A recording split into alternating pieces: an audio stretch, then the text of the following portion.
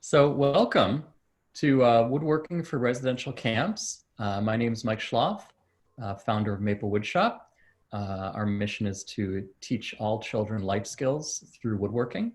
And we're honored to be joined by two experienced camp leaders, Rabbi Joel Seltzer, the executive director of Camp Ramah on the Poconos, and Matt Lifschultz, who's the summer camp director at Fairview Lake YMCA camp in New Jersey. Thank you both for joining us. I'd like to ask each of you if you could give us a little bit of your background and tell us about your camp and what makes it special. And we'll start with Rabbi Joel.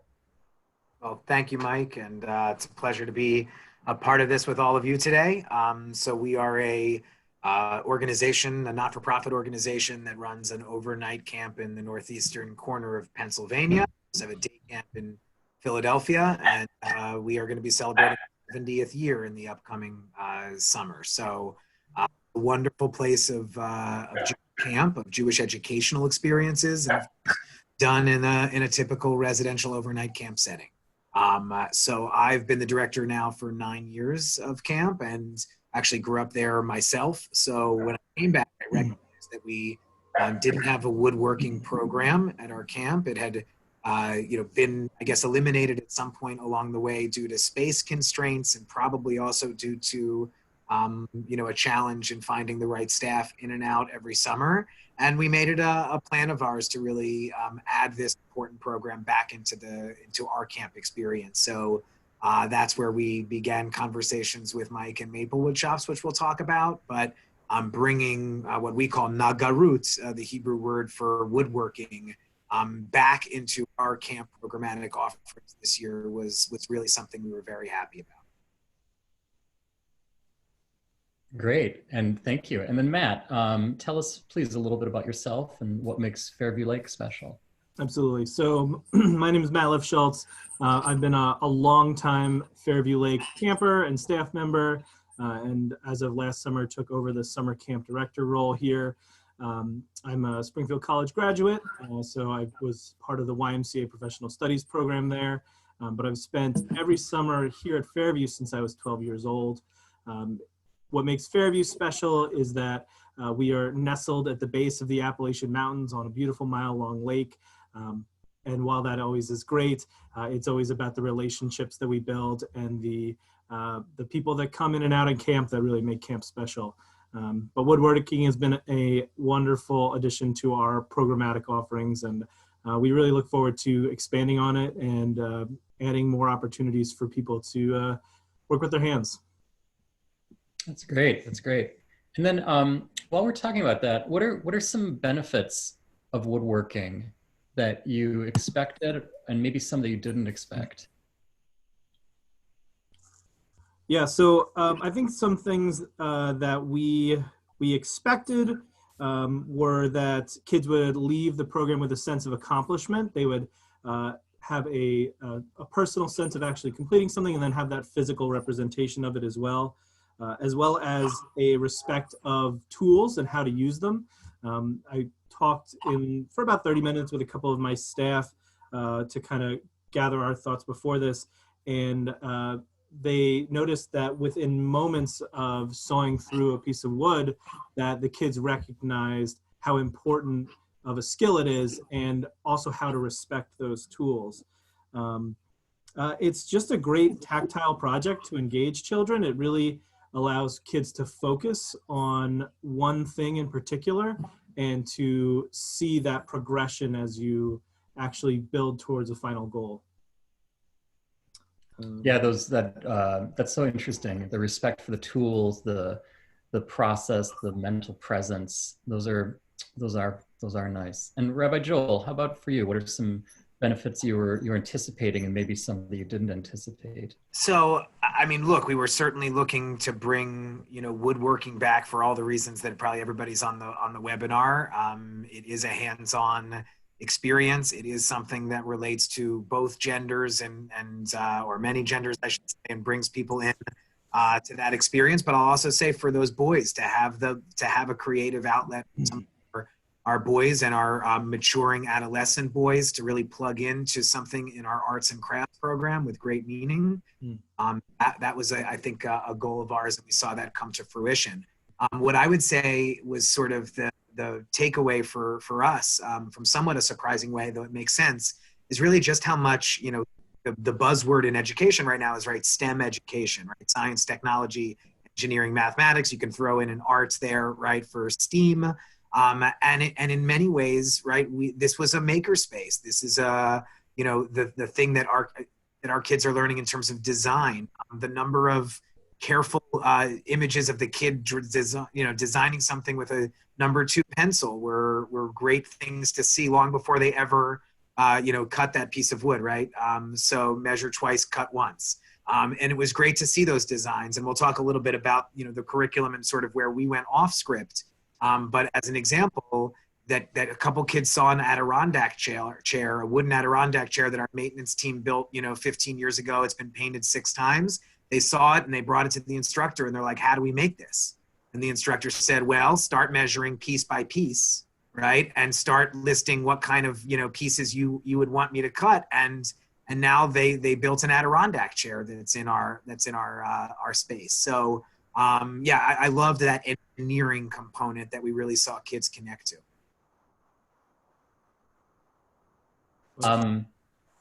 That is really beautiful. And then, the next question, and for those attendees, feel free to ask questions. We'll take those in short order.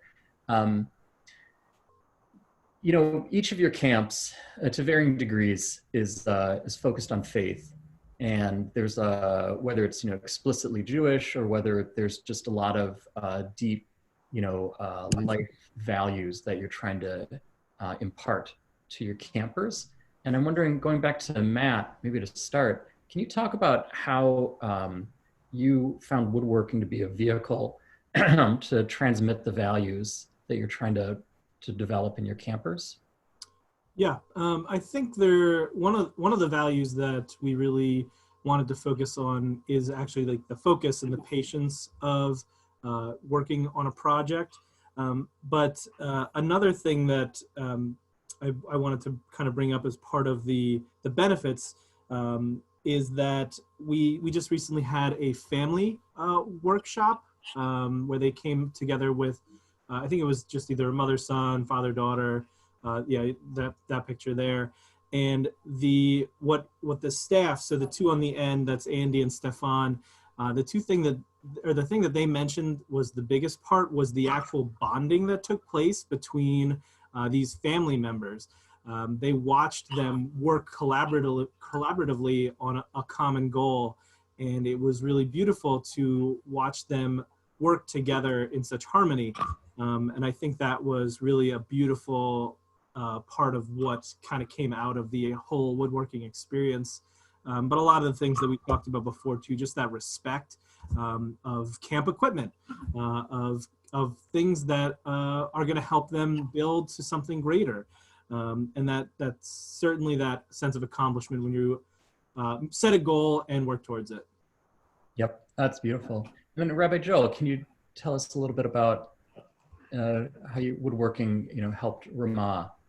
Yeah, I mean, I joked in a pre-call with Mike that, like, do I get to make the most famous Jewish carpenter in the world, joke. So obviously, woodworking goes a really far way back when it comes to the Judeo-Christian tradition, at least. And, for us, I think, everything that's been said by Matt and by you guys are thinking it rings true with us.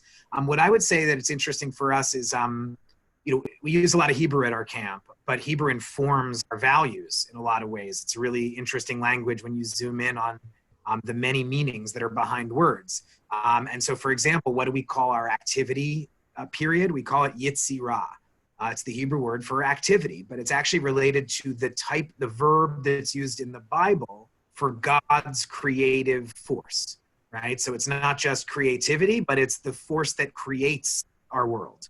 And so, with woodworking in particular, to take something, these scraps of wood, to work on them, as Matt said, to have the patience, to actually create something that then has purpose in the world, that's a pretty amazing skill. And that's a great example of the power that, we want to teach our kids, that God gave us creative talents to make our worlds a more beautiful, a more functional place. And so I think there's a real life lesson there that starts with working with these tools and this equipment, but teaches a broader lesson about creativity, about teamwork, that picture of the girls all working together to measure that space and put that last assembly piece together.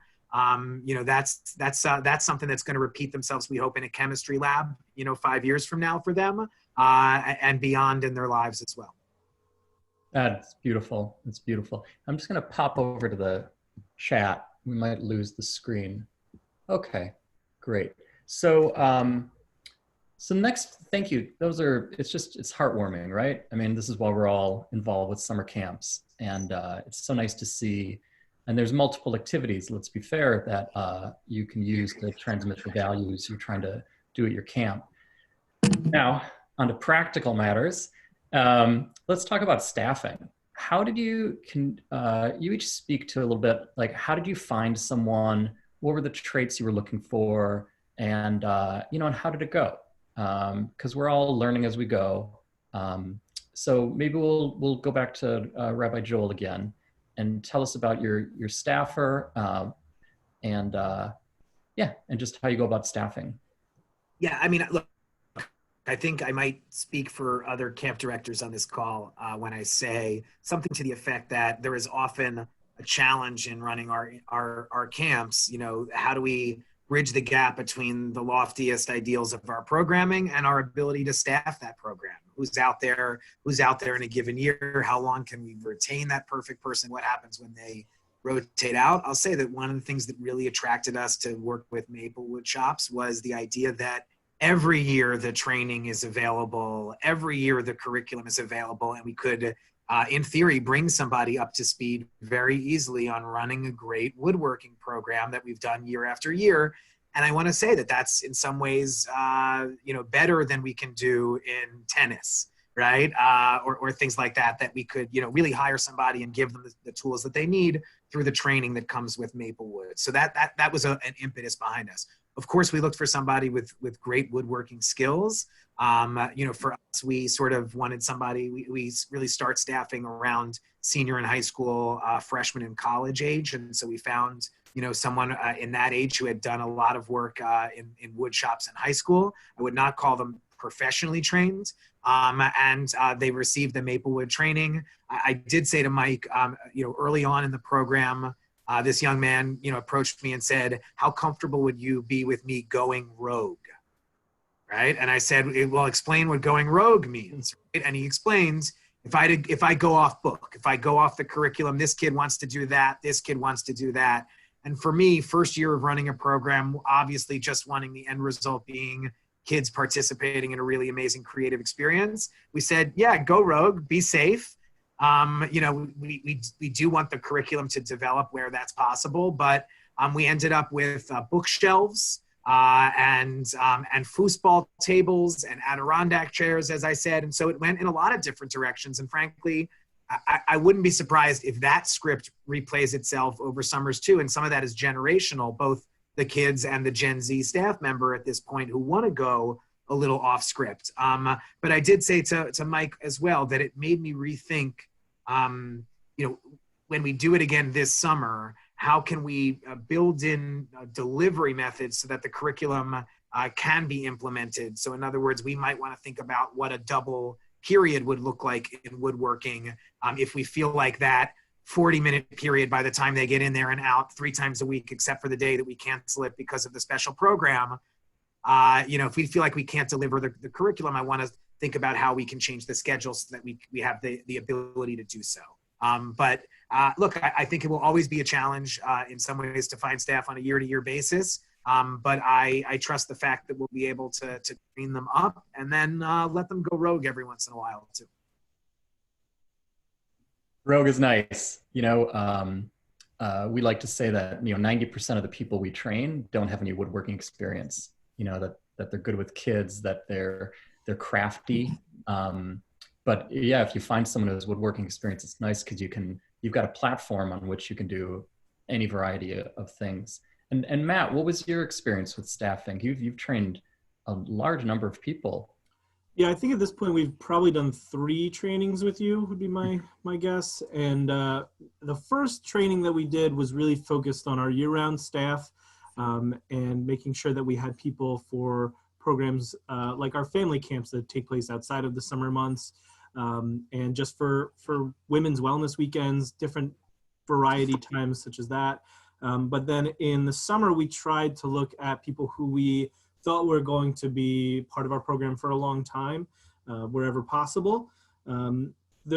We've probably retained about 60% of the staff that have been trained over year to year, and a couple of them have woodworking experience, and most of them probably don't. I think that the trainings that the Maple Wood Shop offers have been really good level for anybody to come into and learn, whether you have experience with tools or whether you don't. I think I did have one staff member that initially expressed interest and then kind of rescinded their interest because they were worried about working with tools. And I think if that's the case, I think it's better to respect that than to try to get them into that program. If they don't feel comfortable with that, then they're not going to be the right person to lead and be innovative and go rogue. I think that I haven't seen too much going rogue yet in our program, but I think we certainly can look at the capacity to do that. And I think we're definitely most interested in just adding new projects, and certainly the staff are too. They want to find new things that they can do. From what my staff said in talking to them, they felt like they had a really good overview of the tools going into teaching from the trainings too. So everybody that was trained felt really comfortable to go in and lead the program. That's great. That's great. And then I just want to pause and look at see if there's any, okay, good. In terms of programming, there's, and we're talking about residential camps. Now each of you's, you've been around, maybe you could comment on how your programming, for residential kind of differed from day camp. Maybe there was extra time at the shoulders of the day or choice, but how did you weave it in, and how are you thinking of weaving it in next year? I'll pause there. There's a follow-on question, but maybe Rabbi Joel, how long were your periods? Let's skip down to brass tacks. Yeah, so, as I sort of hinted at a moment ago, our periods typically are 50 minutes, but I don't know that fully adds in, the water bottle and hang up your raincoat, time. And we have we deliver sort of a 3-day-a-week programming choice and a 2-day-a-week programming choice. And so, I think what I was hinting at earlier was, I think if you chose that for 2 times a week and it's a 3.5-week session, that really only amounted to like 6 times. And I don't think that was enough for us to get that, curricular experience from start to finish. So again, then the question becomes, do you go off book for a shorter, kind of time with them, a little bit more creative open space, which again, free play, of course, has its values.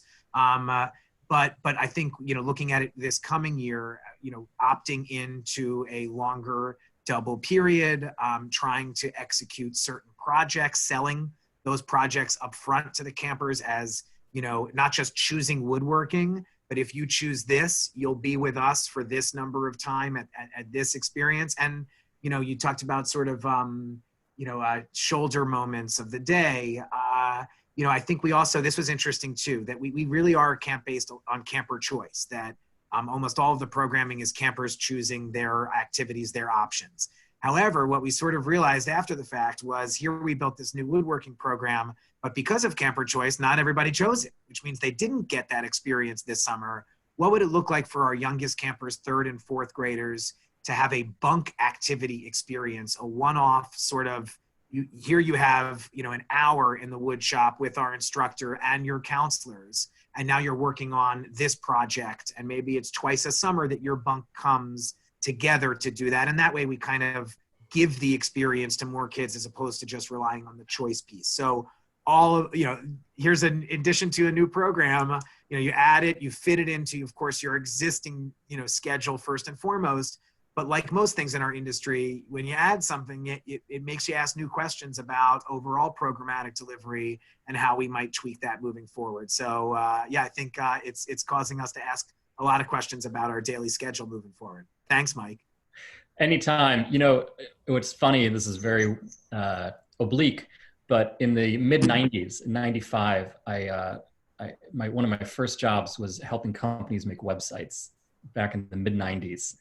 And it was a similar thing where a website was like forced organizations to work together in very new ways because they'd never thought about how to represent themselves beyond maybe an annual report. And most companies didn't even do those.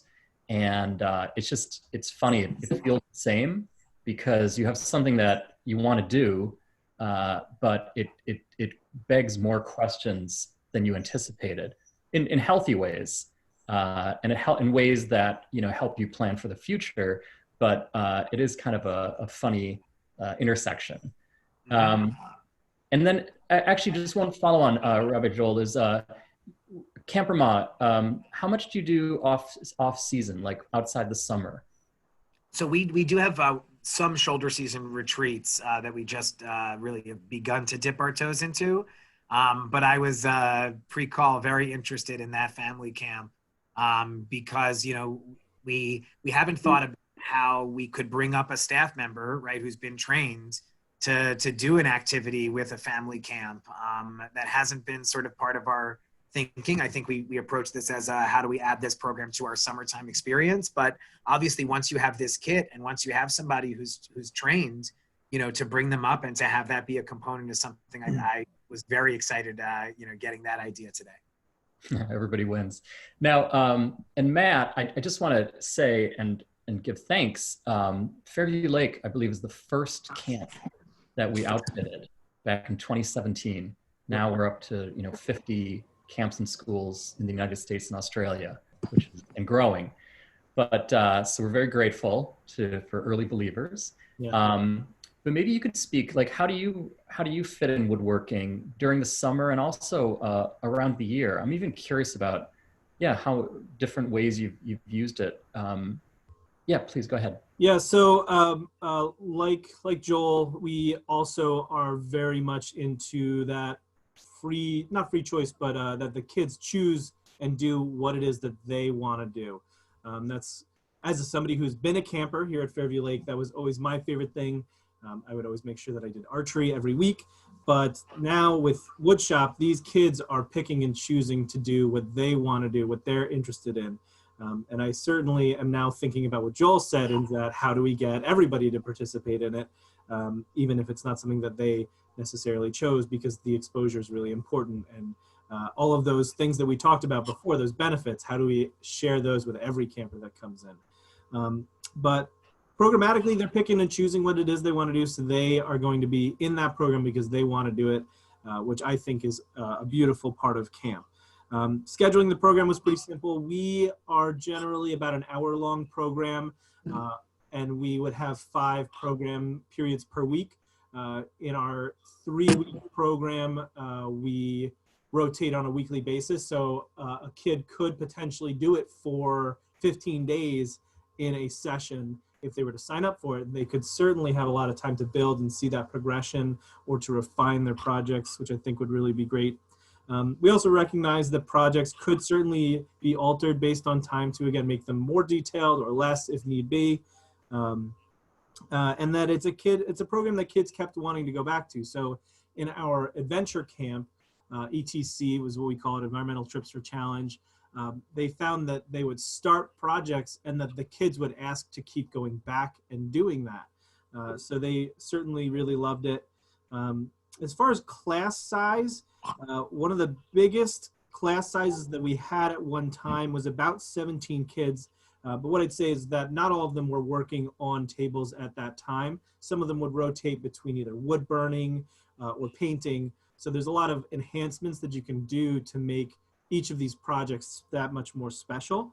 And then as far as kind of our weekends, we were just really intentional about making sure that that program was built around woodworking, so that we made that intentional time to collaboratively work with your parent or your child to make a special moment.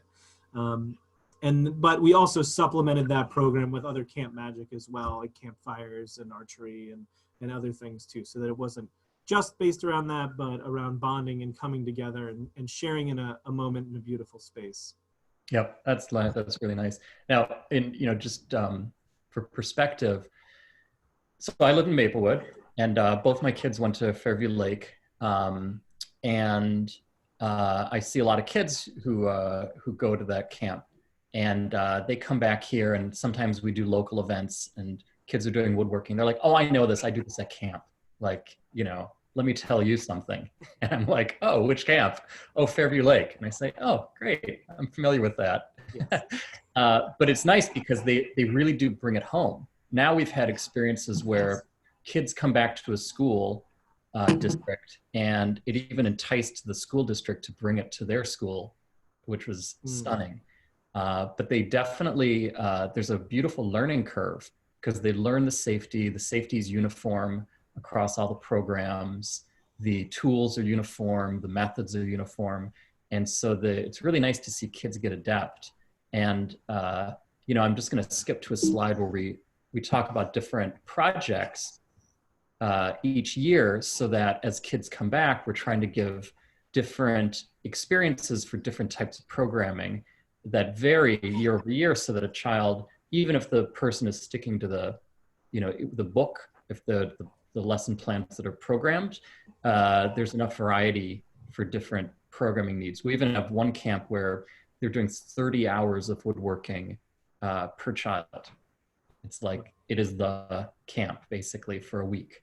And they burn through most of our lesson plans in one summer, which is pretty interesting. But, just that range of early exposure for everybody, all the way up to, as kids age, giving them more agency and choice, and even to the extent of specialty camps where there's some kids that's their groove. That's where they feel themselves and they can express themselves and explore identity, and it's their medium of choice. So it's always fascinating to see how different people do it.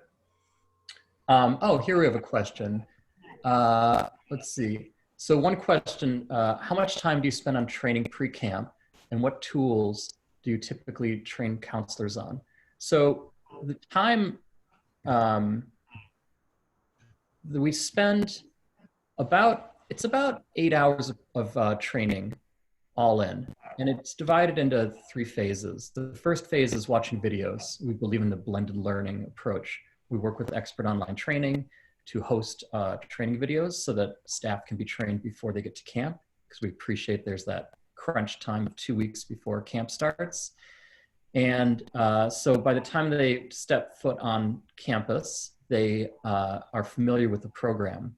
Then we work together on some projects so that they can get familiar with the tools. And the tools include things like Japanese pull saws that you can see hanging in the cabinet, which are very effective. They can even cut 2x4s, coping saws, block planes, screwdrivers, hammers, etc.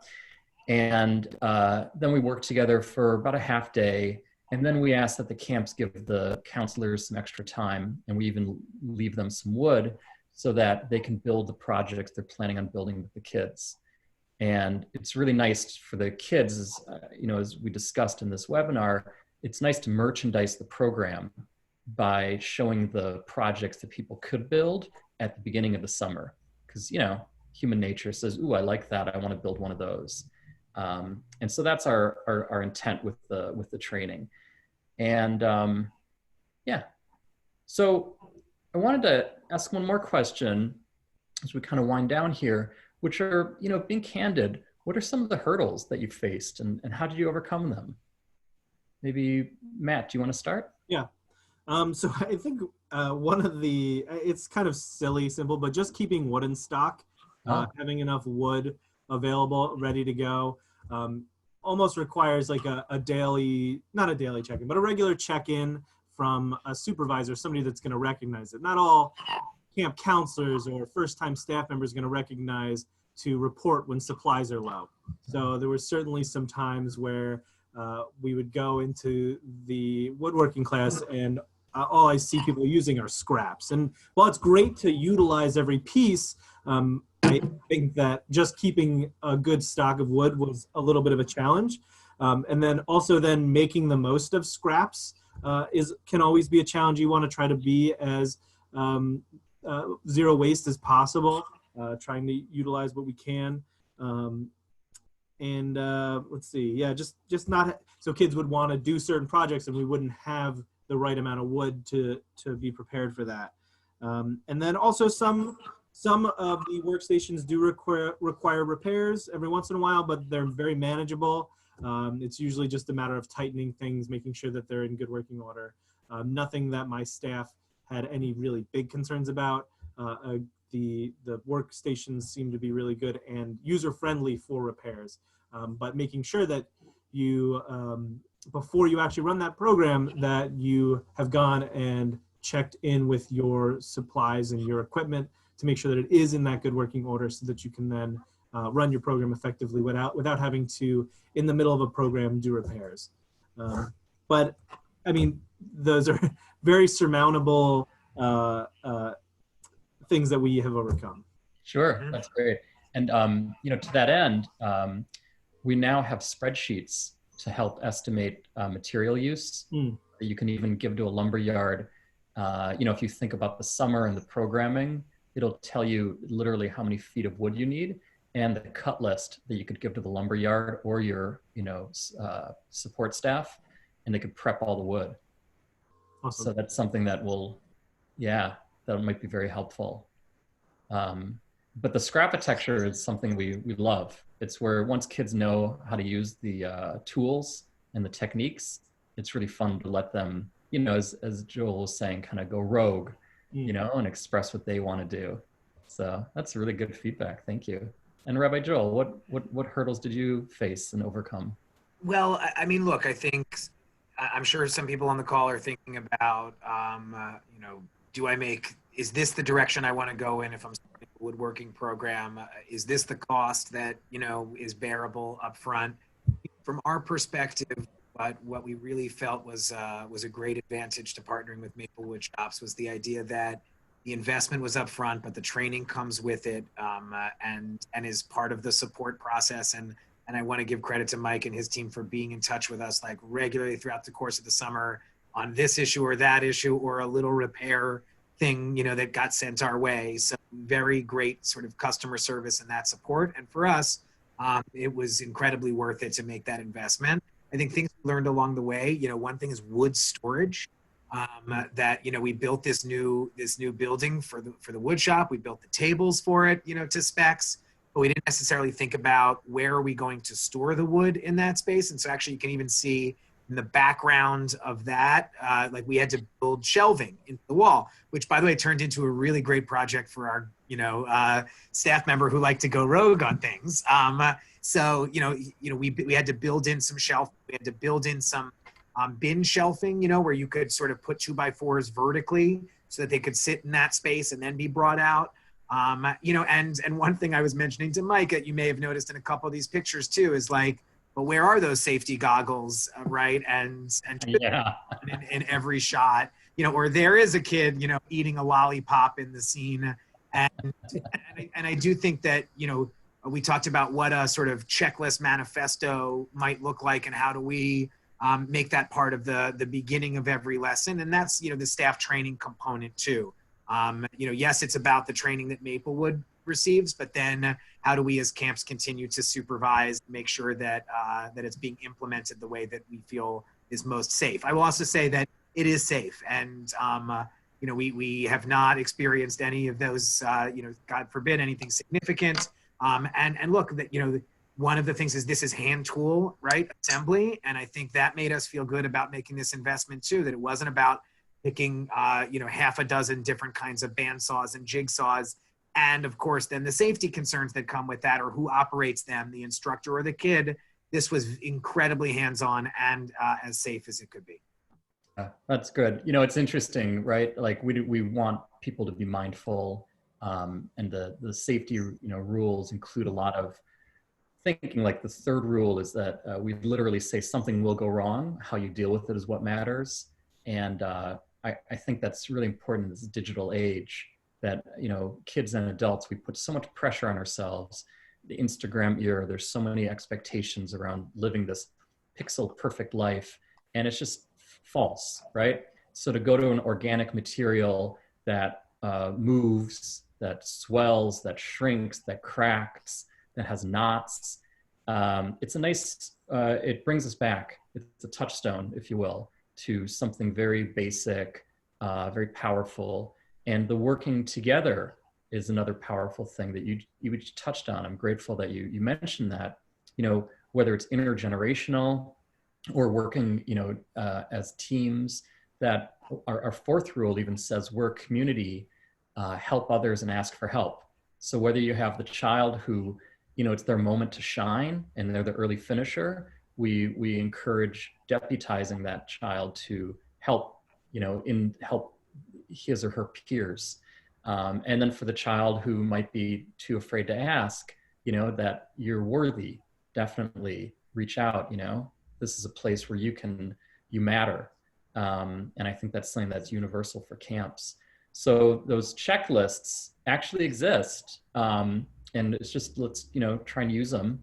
They're the rules that we wrote, the safety checklists, have been adopted by the American Camp Association. And so if you're a member of the ACA, you can download them for free, and and have at them. You don't need our program. We want, we think woodworking in general is beautiful. And so whether you use maple wood shop or not, always be safe. But we do like the hand tool aspect, as some of you mentioned, because it does give that agency, right? Where the kids don't have to hand it off for the fun bits to the counselor. And even if they struggle, that's good too. The struggle is part of the journey. So we definitely encourage that. So, with that, I just want to ask each of you any parting thoughts, advice you'd have for other camp directors now that if you kind of meditate on what we discussed in the last half hour. And maybe Matt, do you want to go first? Yeah, so the things that I kind of wrote down to pass on were that it's important to have at least 3 or 4 reliable staff that you can depend on to at any point go and be a leader. Some of the people that we wound up having trained were leaders of other programs, like that adventure trip program. So he was really focused on helping those kids. Another one was our boys unit leader. So these people have really important roles sometimes, and they can't always be pulled away to lead a woodshop class. So we, this year, made a point of training some general counselors that would be good leaders in their respective units to be helpful. I think though the program itself is mobile, it's definitely beneficial, like Rabbi Joel has, to have a dedicated space to work out of. And then if you really, and to store the wood, excuse me, but if you really need to, it does have that awesome functionality where you can bring it to a different space for a different group. And then really the final thing was that you need to have really good solid tables to work on. We've certainly tried on cheap plastic tables, but you really want something that's kind of heavy and solid to work on. So just some things to consider when you're preparing and getting ready for to bring this program to your camp. Those are good. Thank you. Yeah, and I think, Mike, you guys maybe even provided the specs for the wooden tables that I think our maintenance team built. We can. Yeah. So the plywood, exactly. Yeah, the tables in that picture, we just had once the construction project was done and it was empty floor space, we had our maintenance team build those tables to spec, and for just really wood, and of course your fixed costs of maintenance anyway. So that kept it really solid. Actually this screen is a great point. The optional assistant parts is stuff that I think we would think more about in the future too. Not that I think you need it in every class, but if there are a lot of kids and they're all working, and if they are younger, I think, this coming summer, we might think about what a deputy would look like, to Mike's point, and sort of an extra sort of training person. And maybe I like that idea of the staff members that are, really cabin counselors too, some of them getting some optional training in this so that if and when their bunk does go through, they're not just participants, but they have a little bit of the technique to add as well. So that sort of supervision thing is something that if it is, 14 kids, 12 kids, in a space, sometimes an extra eye or two on those kids, I think is pretty important. Yeah. Great. Well, thank you both so much for your thoughts and your experience. Thank you to all the attendees for spending the time with us, and happy woodworking. We hope you get the chance to give your campers powerful life skills in a variety of ways, including woodworking. So happy 2020, and thanks for joining us. We do have one more question in the chat that you want to answer. Oh, the upfront cost. So we have for 16 kids up front, it's about $15,000, but we have some financing plans available as well. We appreciate it's a pretty big upfront cost. So we have some ACA discounts, and we have some financing plans. Happy to discuss offline. And yeah. But Mike, I just want to be the voice too of, like, for us, we were looking at the economics of it last year, of course, but if you really weigh that against, what kind of equipment do you need to purchase? What's the dust collection system on that, on those equipment that you need to have? It starts to add up, and then there's the added issue of who's trained for those things, as opposed to this kit that then comes with the training piece as well. And of course that training continues, beyond just the kit, which is obviously the biggest upfront cost. But important to know that was part of our calculations too, and we found it to be very valuable. Yeah, thanks for mentioning that. It is like, if you think about outfitting a shop, it's a rounding error. it's less than the overage you'd have from your contractor. So, yep, there's that. And then, just by the way, we do have a promotion, half off shipping until January 31st. So if you're interested, please give us a call. You can go on our website, maplewoodshop.com. And I just want to end with, if you want to learn more, please check out these two wonderful organizations. And I think all of us will be at ACA Tri-State. And yeah, we'll hope to see all of you at one of these shows. We'll be hanging out at the Maplewood Shop. Very good. All right. Thanks, everybody. Take care. Take care. Happy holidays.